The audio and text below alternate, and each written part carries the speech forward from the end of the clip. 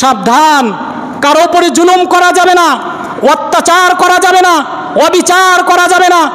আপনার আজকে ক্ষমতা আছে, আজকে আপনার শক্তি আছে, এমন এক সময় আসবে আপনার শক্তি থাকবে না, আপনার ক্ষমতা থাকবে না, আপনার পাওয়ার থাকবে না, মানুষকে বক্তব্য দেওয়া ব্যতীত, সর্বশেষ আলোচনা করা ব্যতীত আপনাকে দেশ থেকে পালাইতে হবে। কথা বলেন ঠিক কিনা?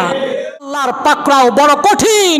আল্লাহ যখন কোনো জালেমকে পাকড়াও করেছেন, পৃথিবীর মধ্যে ক্ষমতাধর শক্তিশালী ছিল ফেরাউন, আল্লাহ পাক রব্বুল আলামিন জুলুমের কারণে, অত্যাচারের কারণে এই ক্ষমতাধর ফেরাউনকে পর্যন্ত পানির মধ্যে সুবাইয়া সুবাইয়া মারছেন। কথা বলেন ঠিক কিনা?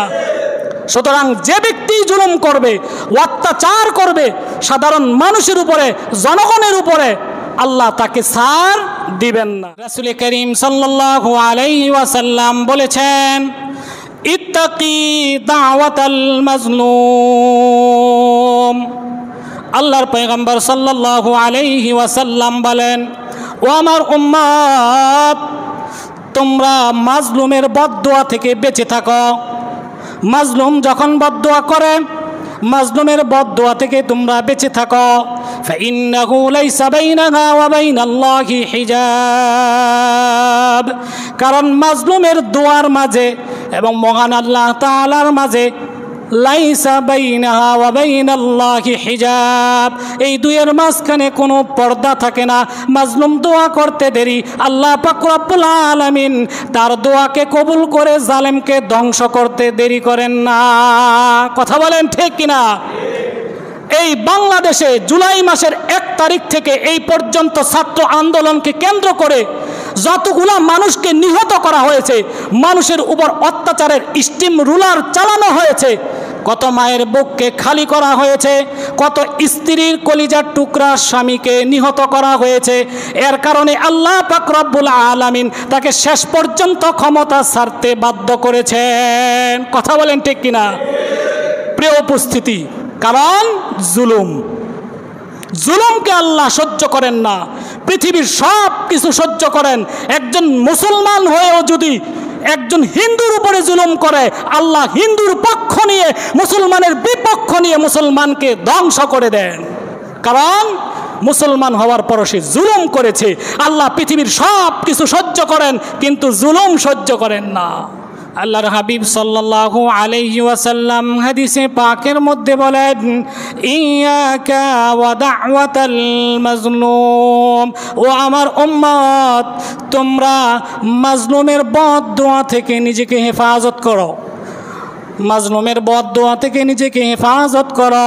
কারণ মাজলুম আল্লাহ তাআলার কাছে যা কিছু চায়, সব কিছু নিজের অধিকার চায়, নিজের হক চায়, নিজের দাবি চায়। ছাত্র সমাজ কি চেয়েছিল? নিজেদের অধিকারই তো চেয়েছে। আমাদেরকে কোটা বাতিল করতে হবে। আমরা যারা শিক্ষিত, শিক্ষার যোগ্যতা দিয়ে, শিক্ষার বলে যারা চাকরিতে টিকবে তারা টিকবে, তারা থাকতে পারবে চাকরিতে, তারা চাকরি পাবে। আর যাদের যোগ্যতা নাই তারা টিকতে পারবে না, এটাই তো বাস্তব কথা। কিন্তু আপনি যাকে ইচ্ছা তাকে আপনি চাকরি দিবেন, আপনার মন মতো যোগ্যতা না থাকা সত্ত্বেও। এই জন্যই তো ছাত্ররা আন্দোলন করেছে।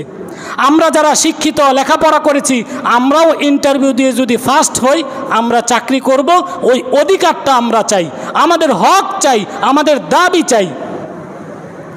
এজন্য রাসূল করিম সাল্লাল্লাহু আলাইহি ওয়াসাল্লাম বলেন, মাজলুম ব্যক্তি নিজের হক চায়, অধিকার চায়। আর যে ব্যক্তি নিজের অধিকার চায়, আল্লাহ পাক রব্বুল আলামিন কোনোদিন তার অধিকারকে ফিরাইয়া দেন না। অধিকার চেয়েছে তারা। বাংলার পরিস্থিতি তো এমন এক ছিল, বাংলাদেশের মধ্যে কোনো ব্যক্তি দাঁড়িয়ে নিজের অধিকারের কথা, জনগণের অধিকারের কথা, সমাজের অধিকারের কথা বাংলাদেশে মানুষ দাঁড়িয়ে বলতে পারতো না। কথা বলেন ঠিক কিনা? বিগত কিছুদিনে আমরা দেখেছি, কয়েকটি বছরের ভিতরে একজন মুসলমান বাস্তব দাঁড়িয়ে নিজের অধিকারের কথা, নিজের ঈমানের কথা, হক কথাগুলা দাঁড়িয়ে সামনে বলবে, এমন একটা সাহস মানুষ পাইতো না। কথা বলেন ঠিক কিনা? যখনই কোনো ব্যক্তি নিজের অধিকারের কথা বলেছে, নিজের দাবির কথা বলেছে, তখনই তার শ্বাসকে চেপে ধরা হয়েছে। কথা বলেন ঠিক কিনা? তখনই তাকে বলা হয়েছে এই কার, ওই কার, ও কার, কত কার কার বলা হয়েছে। সুতরাং জুলুম করা যাবে না। জুলুম করলে আল্লাহ কাউকে ছাড় দিবেন না। পৃথিবীর সবাইকে ছাড় দেন, কিন্তু আল্লাহ জুলুমকে ছাড় দেন না।